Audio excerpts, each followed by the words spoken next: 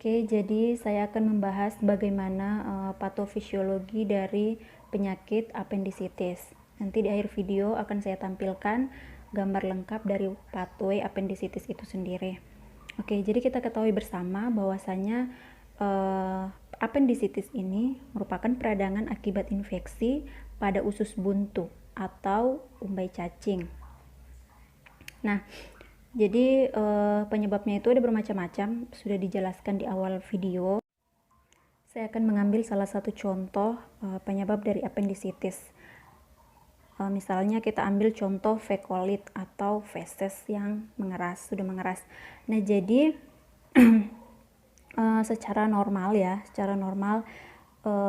makanan yang kita cerna dari mulut, kemudian masuk ke lambung, kemudian turun ke usus kecil. Di usus kecil ini terjadi penyerapan di mana zat-zat yang masih bisa dipakai oleh tubuh, yang masih bisa digunakan oleh tubuh itu akan diserap kembali.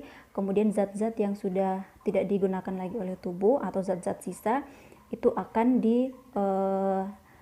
disalurkan ke usus besar atau kolon. Nah, di mana disalurkan itu lewat kolon ascendens. Di kolon ascendens ini biasanya kalau pada kasus-kasus apendisitis, misalnya penyebabnya fekolit. Fekolit juga dipengaruhi oleh jenis makanan yang kita makan setiap harinya. Ketika kita kurang mengonsumsi makanan yang berserat, maka itu juga akan berpengaruh tentang konsistensi dari feses kita nantinya. Nah, ketika peristaltik usus tidak mampu mendorong fekolit ini dari kolon ascendens menuju kolon transversum, maka fekolit ini tadi akan tetap stay di sini. Dimana kita ketahui bahwasanya appendix ini setiap harinya akan mensekresi atau menghasilkan cairan berwarna putih. Cairan tersebut akan dialirkan ke sekum dan kolon.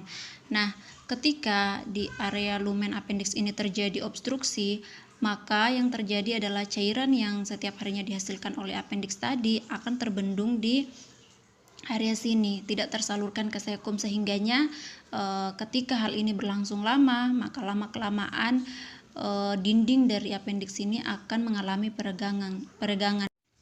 Bahkan dindingnya bisa pecah ketika lumen appendix ini sudah tidak mampu lagi mentolerir banyaknya cairan yang dihasilkan atau sekret yang dihasilkan dari appendix tadi. Nah, ketika dindingnya ini pecah, maka akan semakin memudahkan bakteri untuk menuju ke organ-organ terdekat dari appendix ini. Nah, misalnya salah satu dari komplikasi appendix itu adalah peritonitis. Kenapa peritonitis? Karena bakteri menyebar, kemudian dia akan merusak lapisan yang melindungi perut atau lapisan peritoneal. Nah, jadi kita bisa mengangkat beberapa diagnosa berdasarkan kasus appendisitis ini. Yang pertama, kita bisa mengangkat nyeri karena pada pasien-pasien appendisitis pastinya akan mengalami distensi jaringan intestinal. Kemudian, kita bisa mengangkat hipertermi atau demam. Biasanya ketika terjadi infeksi atau inflamasi pada salah satu organ ataupun bagian tubuh lainnya, itu tubuh akan merespon untuk meningkatkan sel darah putih atau leukosit, di mana tujuannya untuk melawan bakteri ataupun virus penyebab inflamasi tadi. Kemudian diagnosa ketiga, kita bisa mengangkat resiko defisit volume cairan. Nah, biasanya kalau pada pasien-pasien apendisitis banyak kita temui keluhannya yaitu mual dan muntah. Biasanya mual dan muntah ini dipicu oleh peningkatan produksi asam lambung akibat kerja sel-sel parietal di lambung yang semakin meningkat saat terjadinya peradangan di saluran cerna.